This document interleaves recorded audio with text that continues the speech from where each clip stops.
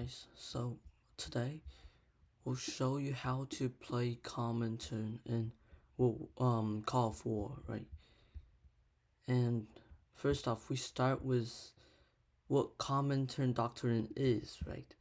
So Comintern is you you get you can spam more units, right?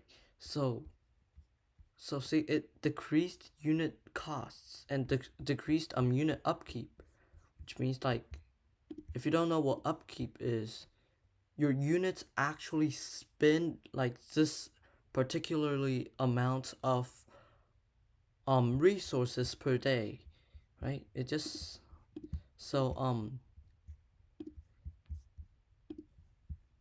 so Comintern, it's everything's cheaper, right?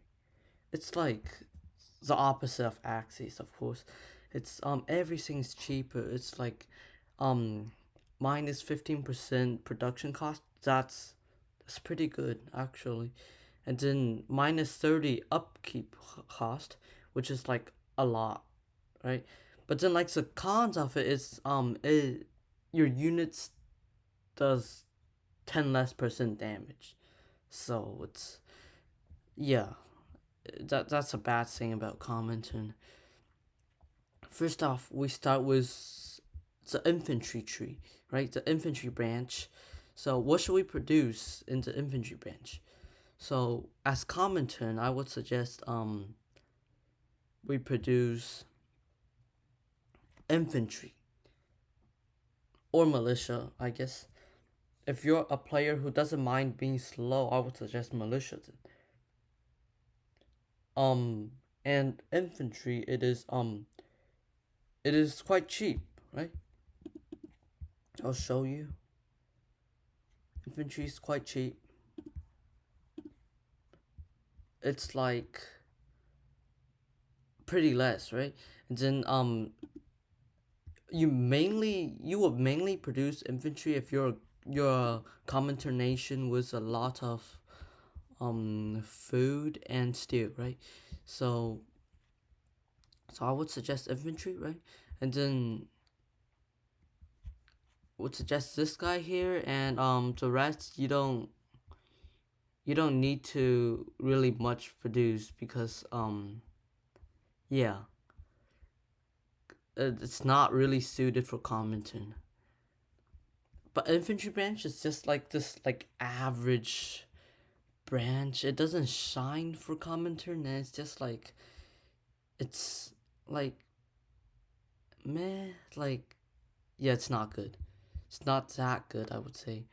It's like motorized infantry. It's pretty good for mobility, right? So you will usually pair it with medium tanks. Yeah, it's an infantry or militia. You pair it with heavy tanks if you're like more of these like slow but like safe people, right? Then yeah, and then we move on to artillery. Artillery, see, like the Soviet artilleries are really good, right? They're minus 10% production cost and then minus 20% production time. It's really good, but I don't produce it. Mainly because I'm more of these like fast players, you know, like I conquer really fast and artillery slows you down. It's not good. An anti-tank is pretty good defensive unit, as you can see. It's like the best anti-tank of all, like the whole game. Comintern has the best anti-tanks. I usually produce SP artillery to pair up with my motorized infantry and medium tanks because they have speed and it could just bombard enemy units before my medium and motorized infantry come. So unlike artillery, which it lags behind, it's a laggard. It's behind the medium and the motorized infantry, so it's no use. And then um I usually produce some self-propelled anti-air to protect my SP artillery and and my medium tanks, right? Because Soviet air is not that good, as you can see. It's like the weakest interceptor of like all. So I would rather produce SP anti-air, right? And then we move on to tanks. Yes, this is where this is where Comintern shines. So this armored cars, they're no good. They're defensive. They're not good for attacking, offensive, and they're weak for Comintern. Light tanks, no good. And then we have medium tanks. Yes, I love medium tanks. Medium tanks are just absolutely phenomenal. They could just smash everything in front of them. They could like clear out like a pass for your whole army. Of course, like I usually play motorized and medium, so they pair well too. And as you can see, it's plus 10% damage versus all, right? And then minus 20% production time. Heavy tanks is pretty good for Comintern, but before I used to spam heavy tanks, right? Because like before it mainly focuses on steel and yeah, but then now it needs like a lot of oil, and usually I don't have that much oil, so I started producing medium tanks, which is probably better than heavy tanks now because of the mobility and the damage.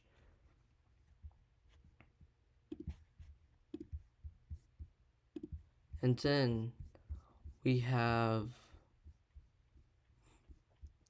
tank destroyers. I would say your medium tanks could kill most heavy armored, I'm pretty sure. Then you don't really need to produce tank destroyers. So I would suggest anti tank more if you're like defending, right? Defending against heavy armor. I would like suggest anti tank, not tank destroyer. And then air. Soviet air is trash. So like interceptors is like the weakest of all interceptors.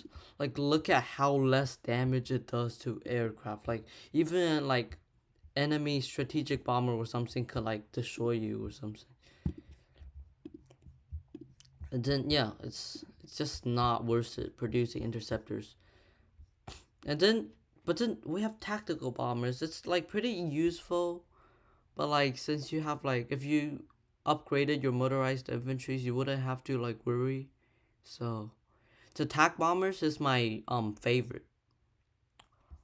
Soviet attack bombers are actually really really good, right? Well, like not as good as Axis, but like it's still like really a really good unit, right? And then since like we're not producing tank destroyers, we could just use attack bombers and destroy any enemy heavy armor who blocks our way.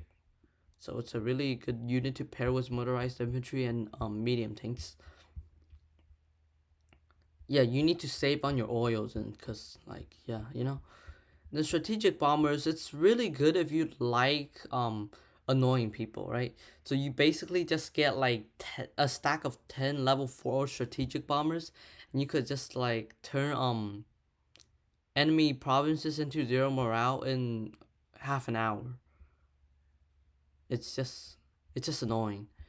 The naval bombers, I wouldn't suggest as a commenter. The naval, we could just skip. If you want to protect your borders, if you want to protect them, you could go with uh battleships, I guess, cuz you spend a lot of oil. I don't want to like waste more oil on submarines. So like battleships and then pair with cruisers, I guess. Then some destroyer. You mainly produce cruisers cuz like they're your best unit, and then you pair them with like For example, in a stack, you probably have five cruisers, right? Two destroyers and three battleships. That would be like a good pair, to defend your coast if you have any. Rocket artillery. I mean, secret branch is just like OP for Soviet. Not that OP, but like I would say a self-propelled rocket artillery is like just the best in the game. Soviets have the best of all rocket artillery. Rocket artillery, see, like it's this you could just like research and skip. So you could get the self-propelled rocket artillery, which is plus 15% move speed, plus 10% damage versus all. And you can see how OP it is. The six against unarmored. It's quite OP. So like here we can see how I produced my units. So I go medium tanks, right? As I said, the motorized infantry level 4. I kill any unarmored basically. Then rocket artillery, right? I also have this I combine rocket artillery and artillery. They pack a strong punch, right? And then some self-propelled anti-air. Rocket artillery is there too. And artillery here.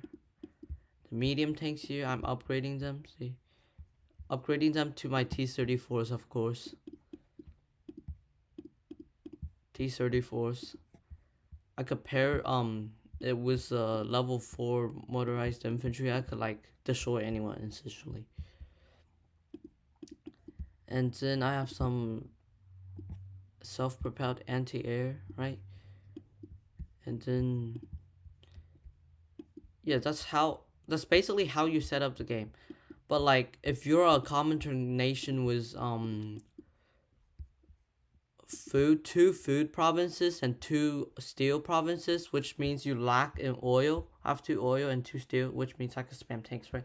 And then if you lack oil, you should probably go with infantry, right? Infantry or militia, which one you like.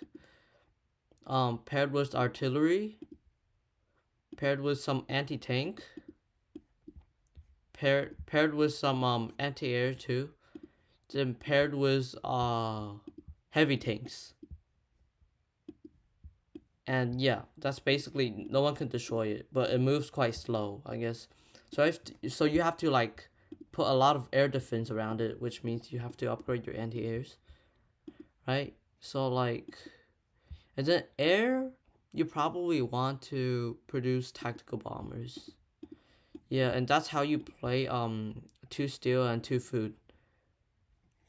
Naval, if you have enough oil, you could just like produce submarines. Then maybe some cruisers too. And then for secret, you could like spam rocket artillery or SP rocket artillery depending on your resources. Yeah, that's basically Comintern. Comintern is like a great doctrine, in my opinion. It's like really strong.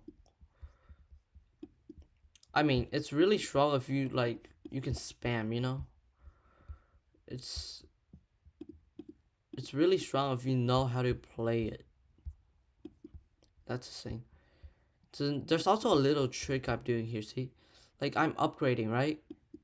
There's still 1 hour and 58 minutes left. So and then there's 1 hour and 22 minutes left on my research for level 3. I just finished researching level 2. So I'm upgrading it to level 2. But meanwhile I'm researching level 3.